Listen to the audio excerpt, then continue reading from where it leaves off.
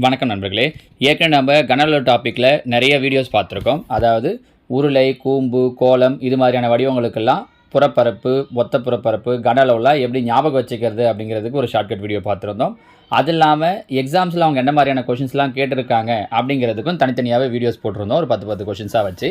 இப்போ அதனுடைய தொடர்ச்சியாக புது மற்றும் பழைய புக்கில், நியூ புக்லேயும் ஓல்டு புக்லேயும் 10th புக்ஸில் இருக்கக்கூடிய புக் பேக் 1 மார்க்ஸுக்கான ஆன்சர்ஸை தான் நம்ம கண்டினியூவாக ஒரு 4 பார்ட்டாக ஒரு 10 கேள்வியாக பிரித்து பார்க்க போகிறோம். இதில் புது புக்கில் கேட்டிருக்கக்கூடிய ஃபஸ்ட்டு 10 கொஷினை தான் நம்ம இந்த வீடியோவில் பார்க்க போகிறது. இதில் முதல் கேள்வி பாருங்கள். 15 சென்டிமீட்டர் உயரமும் 16 சென்டிமீட்டர் விட்டமும் கொண்ட ஒரு நேர்வட்ட கூம்பின் வலைபரப்பு.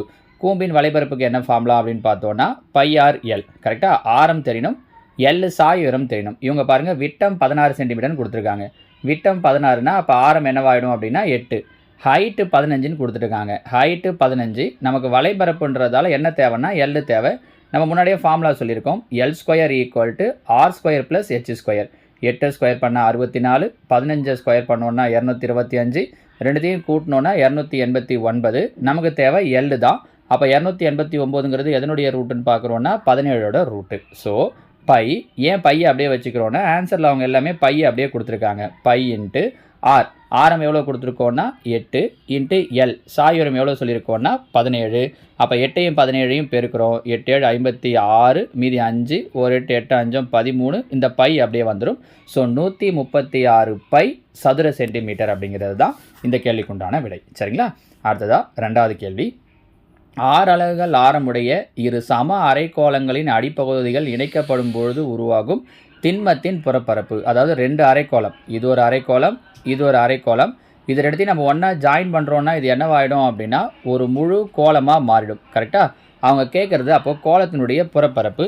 கோலத்தினுடைய புறப்பரப்புக்கு என்ன ஃபார்முலா அப்படின்னு பார்த்தீங்கன்னா 4πr². கோலத்தின் புறப்பரப்புக்கு ஃபார்முலா 4πr².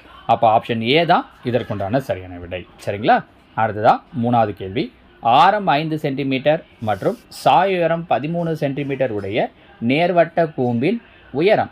இங்கே கூம்போட உயரம் கேட்டிருக்காங்க. இப்போ சொன்ன ஃபார்முலா தான், L square equal to R square plus H square இல்லையா? அப்படி இல்லைனா இவ்வளோ தூரம் ஃபார்முலாலாம் பண்ணணும் கூட கிடையாது. சாயுயரம் கொடுத்துருக்காங்க 13. 13 ஸ்கொயர் பண்ணோன்னா 169. ஆரம் கொடுத்துட்டாங்க 5. 5 ஸ்கொயர் பண்ணோன்னா 25. ரெண்டுத்தையும் மைனஸ் பண்ணணும். சாயுயரம் தேவைன்னா ப்ளஸ் பண்ணணும், மற்ற எது தேவை அப்படின்னாலும் மைனஸ் பண்ணணும். 169 25 கழிச்சோன்னா 144. 144 எதோட ஸ்கொயர்னு பார்க்குறோம். அதாவது 144க்கு ரூட் எடுக்கிறோம் 12. அப்போ அதோடைய உயரம் என்னவாக இருக்கும் அப்படின்னா 12 சென்டிமீட்டர். Option A. சரிங்களா? அடுத்ததாக கேள்வி எண் 4. இதில் பாருங்கள். ஓர் உருளையின் உயரத்தை மாற்றாமல் அதன் ஆரத்தை பாதியாக கொண்டு புதிய உருளை உருவாக்கப்படுகிறது. புதிய மற்றும் முந்தைய உருளைகளின் கன அளவுகளின் விகிதம். பாருங்கள், அவங்க உருளையை வச்சு கொஷின் கேட்டிருக்காங்க. 2 உருளை. கொஷினில் கடைசியாக புதிய மற்றும் முந்தைய உருளைன்னு கேட்டிருக்காங்க. கன அளவு, உருளையினுடைய கன அளவுக்கான ஃபார்முலா πr²h தான். 2 இடத்துலையுமே என்ன தான் வரப்போகுது அப்படின்னா πr²h தான். பை கேன்சல் ஆகிடும். அவங்க என்ன சொல்கிறாங்கன்னா உயரத்தை மாற்றாமல், அப்போ 2 இடத்துலையும் உயரம் ஈக்குவல், ஸோ உயரமும் கேன்சல் ஆகிடும். ஆரத்தை பாதியாக கொண்டு புதிய உருளை. அப்போது இந்த உருளையினுடைய ஆரம் 1ன்னு வச்சுக்கோங்களேன், 1 ஸ்கொயர். புதிய உருளை, முதல்ல இருக்கிறது புதுசு, 2வது இருக்கிறது பழசு. இதில் பாதி, அப்போ 1ல் பாதி அப்படின்னா 1/2 ஹோல் ஸ்கொயர். பாருங்கள், 1 ஸ்கொயர் பண்ணால் 1, 2 ஸ்கொயர் பண்ணால் 4, ஈஸ்ட்டு 1 ஸ்கொயர் 1 தான். வகுத்தில் இருக்கிற 4 இங்கே பெருக்கல்ல வந்துடும். ஸோ 1 ஈஸ்ட்டு 1 நாள் 4. அப்போ ஆன்சர் 1:4, ஆப்ஷன் பி. ஓகேங்களாமா? அடுத்ததாக கேள்வி எண் 5. ஓர் உருளையின் ஆரம் அதன் உயரத்தில் 3ல் 1 பங்கு எனில் அதன் மொத்த புறப்பரப்பு. உருளையினுடைய ஆரம் உயரத்தை பற்றி சொல்லியிருக்காங்க. கேள்வி கேட்டிருக்கிறது உருளையின் மொத்த புறப்பரப்பு. உருளையின் மொத்த புறப்பரப்புக்கு என்ன ஃபார்முலா சொல்லியிருக்கோம்? 2πr இன்ட்டு ஹெச் ப்ளஸ் ஆர்னு சொல்லியிருக்கோம். கரெக்டாக? அப்போது இவங்க பையெல்லாம் அப்படியே தான் கொடுத்துட்ருக்காங்க, அதனால் அப்படியே வச்சுக்கிறோம். 2π. ஆரத்தை பற்றி சொல்லும்போது என்ன சொல்லியிருக்காங்க அப்படின்னா உயரத்தில் 3ல் 1 பங்குன்னு சொல்லியிருக்காங்க. இப்போ உதாரணத்துக்கு உயரம் ஹெச் அப்படின்னா ஆரம் அதில் 3ல் 1 பங்குன்னா h/3ன்னு அர்த்தம். அப்போது ஆருக்கு பதில் என்ன போடணும்? h/3 இன்ட்டு ஹெச்சுக்கு பதில் ஹெச்சே தான், ப்ளஸ் ஆருக்கு பதில் h/3. இங்கே வெளியில் பாருங்கள் என்ன இருக்கும்? 2πh/3. உள்ள 3 எல்சிஎம் எடுத்தோன்னா இது ஒரு 3h ப்ளஸ் h. அப்போ என்னவாயிடும்? 4h/3. மேலே பாருங்கள், ஈர்னாங்கு 8, ஒரு பை இருக்குது, h ஸ்கொயர்னு ஆகிடும். பை கீழே 3 9 ஆகிடும். So answer 8 by h square by 9 option C. ஓகேங்களா? அடுத்ததாக 6வது கேள்வி. ஒரு உள்ளீடற்ற உருளையின் வெளிப்புற மற்றும் உட்புற ஆரங்களின் கூடுதல். உட்புற வெளிப்புற ஆரங்கள்னால் capital R plus small r, இது ரெண்டுத்தையும் கூட்டினா என்ன வருதுன்னு சொல்லியிருக்காங்கன்னா 14. அதோடைய தடிமன் அப்படிங்கிறது எப்போவுமே என்ன அர்த்தம்னா பெரிய ஆரத்திலிருந்து சின்ன ஆரத்தை மைனஸ் பண்ணால் கிடைக்கிறது. இது எவ்வளோ சொல்லியிருக்காங்கன்னா 4. ஏன்னா அவங்க என்னென்ன சொல்லியிருக்காங்க என்ன கேட்டிருக்காங்கன்னு தெரிஞ்சால் தான் நமக்கு அப்ளை பண்ணுறதுக்கு ஈஸியாக இருக்கும். உருளையினுடைய உயரம் h கொடுத்துட்டாங்க 20 எனில் அதனை உருவாக்க பயன்படுத்தப்பட்ட பொருளின் கன அளவு வடிவம் என்ன சொல்லியிருக்காங்க? உள்ளீடற்ற உருளை. உள்ளீடற்ற உருளையின் கன அளவுக்கான ஃபார்முலா. உள்ளீடற்ற உருளையின் கன அளவுக்கான ஃபார்முலா என்ன அப்படின்னா πh into R square minus r square. இந்த R square minus r square நம்ம எப்படி எழுதலாம்? πh into a square minus b square மாதிரி R plus r into R minus ஆர்னு எழுதலாம். கரெக்டாக? அப்போ பை இன்ட்டு, ஏன்னா பை அப்படியே தான் ஆன்சரில் கொடுத்துருக்காங்க, இன்ட்டு ஹெச் உயரம் எவ்வளோ சொல்லிட்டாங்க? 20 இன்ட்டு ஆர் ப்ளஸ் ஆர் இதோ எழுதியிருக்கோம் பாருங்கள். R plus R 14 into R minus R எவ்வளோ சொல்லியிருக்காங்க? 4. கரெக்டாக? இது எல்லாத்தையும் பெருக்கிட்டோம் அப்படின்னா முடிஞ்சிச்சு. 14 நீங்கள் எப்படி வேணாலும் பெருக்கலாம். 8 அப்போ 80 எப்படி இருந்தாலும் 0 வந்துட போகுது. 8 32 மீதி 3 1 8 8 3 11 பை இருக்கிறதால அந்த பையை அப்படியே வச்சுக்கிறோம். ஸோ ஆன்சர் 1120 பை அப்படிங்கிறது தான். ஆனால் இவங்க ஆப்ஷனில் கொடுக்கும்போது 11,200ன்னு கொடுத்துருக்காங்க. இது பழைய சிலபஸ்லேருந்து நான் காப்பி பண்ணதுன்றதால அப்படி இருக்குது. அடுத்தடுத்து புது சிலபஸில் அதை அவங்க கரெக்டாக மாற்றிட்டாங்க. ஸோ ஆன்சர் 1120 பை கன சென்டிமீட்டர் அப்படிங்கிறது தான். ஓகேவா?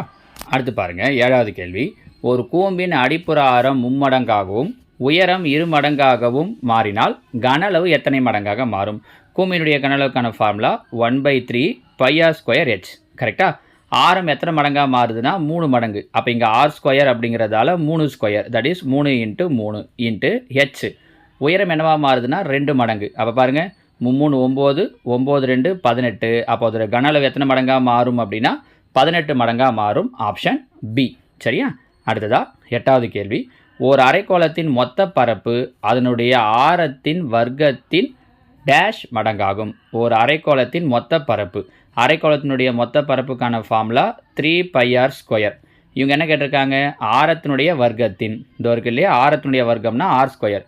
இதோட எத்தனை மடங்குன்னு, அப்போ ஆர் ஸ்கொயரை விட்டுட்டா மீதி என்ன இருக்குது? 3π. அப்போ ஆரத்தினுடைய வர்க்கத்தின் 3π மடங்கு. சரிங்களா? அடுத்ததாக 9வது கேள்வி. x சென்டிமீட்டர் ஆரமுள்ள ஒரு திண்மக்கோளம் அதே ஆரமுள்ள ஒரு கூம்பாக மாற்றப்படுகிறது எனில் கூம்பின் உயரம். ஒரு வடிவத்தை இன்னொரு வடிவமாக மாற்றுறாங்கன்னா ரெண்டுத்தோட கன அளவும் சமமாக இருக்கும். அப்போ இங்கே கோலம் கொடுத்துருக்காங்க. கோலத்தின் கன அளவுக்கான ஃபார்முலா 4/3 πr³ ஈக்குவல் டு, இதை கூம்பாக மாற்றுறாங்க. கூம்பினுடைய கன அளவுக்கான ஃபார்முலா 1/3 πr ஸ்கொயர் h. கரெக்டாக? அப்போ ரெண்டு இடத்துலையும் 3 3 கேன்சல் ஆகிடும், பை கேன்சல் ஆகிடும். இங்கே பார்த்தீங்கன்னா x சென்டிமீட்டர் ஆரமுள்ள கோலம் அதே ஆரமுள்ள, அப்போ அப்படின்னா இங்கே பாருங்கள் 4x³. கரெக்டாக? இங்கேயும் ஆர் தான், ஆர் வந்து அதே சேம்ன்றதால அப்போ x ஸ்கொயர் h. அப்போ ஒரு x, இதில் x ஸ்கொயர், இந்த x³ x ஸ்கொயர் கேன்சல் ஆகிடும். மீதி என்ன மட்டும் இருக்கும் அப்படின்னா 4x மட்டும் இருக்கும். அப்போ அந்த கூம்பினுடைய ஹைட்டு உயரம் என்னவாக இருக்கும் அப்படின்னா 4x சென்டிமீட்டர். Option C. சரிங்களா? அடுத்து 10வது கேள்வி பாருங்கள். 16 சென்டிமீட்டர் உயரமுள்ள ஒரு நேர்வட்ட கூம்பின் இடைகண்ட ஆரங்கள். அப்போ என்ன வடிவம் கொடுத்துருக்காங்கன்னா இடைகண்டம் 8 சென்டிமீட்டர் மற்றும் 20 சென்டிமீட்டர் எனில் அதன் கன அளவு. அப்போ இடைகண்டத்தினுடைய கன அளவுக்கு ஃபார்முலா தெரியணும். நம்ம முன்னாடியே சொல்லியிருக்கோம் பாருங்கள். 1/3 πh into R square plus R square plus R R. இதுக்கு நம்ம ஆன்சர்லேருந்துலாம் பண்ண முடியாது. அவங்க பையுக்கு வேல்யூ அப்ளை பண்ணியிருந்தா கூட நம்ம பார்க்கலாம். ஆனால் பையோட வேல்யூ அப்படியே கொடுத்துட்டாங்க அப்படிங்கிறதால நீங்கள் கண்டிப்பாக அப்ளை பண்ணி தான் சொல்லியாகணும். பாருங்கள் 1/3 பை அப்படியே வச்சுக்கிறோம். ஏன்னா பைக்கு அவங்க வேல்யூ போடல. ஹெச் உயரம் எவ்வளோ கொடுத்துருக்காங்க அப்படின்னா 16 இன்ட்டு ஆர் ஸ்கொயர்.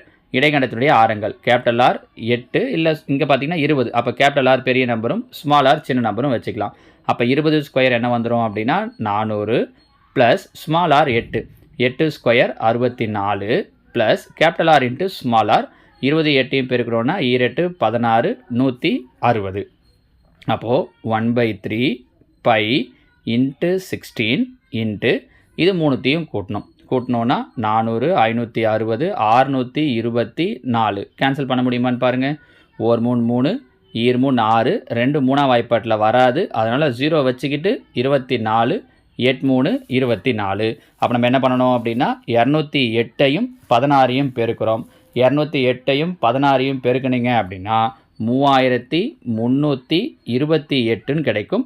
இந்த பைக்கு நம்ம வேல்யூ அப்ளை பண்ணலன்றதால அந்த வேல்யூ அப்படியே வந்துடும். So answer 3328 pi centimetre cube இல்லை கன சென்டிமீட்டர். 3328 பை. Option A. சரிங்களாமா? ஸோ இது வரைக்கும் நாம் புது புக்கத்தில் இருக்கக்கூடிய புக் பேக் வால்யூம் கொஷின்ஸில் 10 கொஷின் பார்த்துருக்கோம். இதில் இன்னொரு 5 கொஷின் பேலன்ஸ் இருக்குது. இது இல்லாமல் பழைய புக்கில் ஒரு 22 கேள்விகள் கொடுத்துருக்காங்க.